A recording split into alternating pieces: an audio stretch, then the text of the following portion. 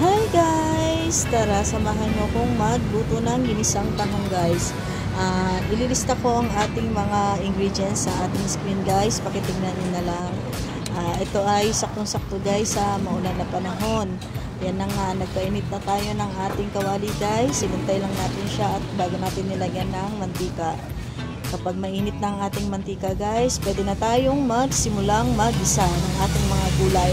So ayan lang ating ingredients guys, simple lang. Kasi hindi naman tayo masyadong makain ng gulay kaya okay na yan. So inuna natin igisa ang ating luya. Gisa lang natin guys sa mantika guys hanggang medyo mag-brown na siya. Halu-haluin lang ba, ganyan.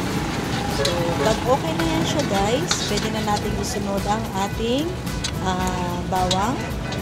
Gaya ng ating luya guys, kailangan lang natin siyang igisa hanggang mag-golden brown. So pag okay na rin yan siya guys, kasi hinalo-halo natin, di ba?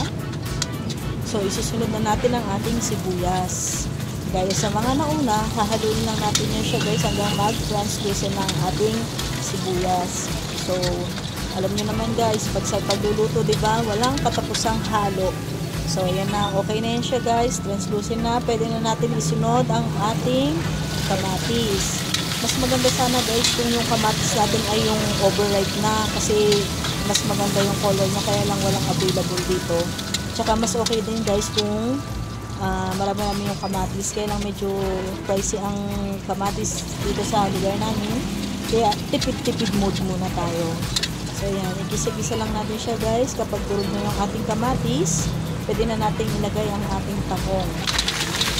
So, igisa lang natin ng konti guys. Tapos, titigyan natin yan ng patis. Pag nalagay na natin yung patis guys, isusunod na natin ang ating MSG. Depende yan guys ha. Optional lang yan. Kung hindi kayo gumagamit yan, pwede nyo naman yung skip. Pero kasi kami, yan yung nakasanayan namin gamit. Hindi naman kami gumagamit ng sobra. Sakto lang. Konti lang. Pang-balance lang ng ating lasa. So, ayan na nga.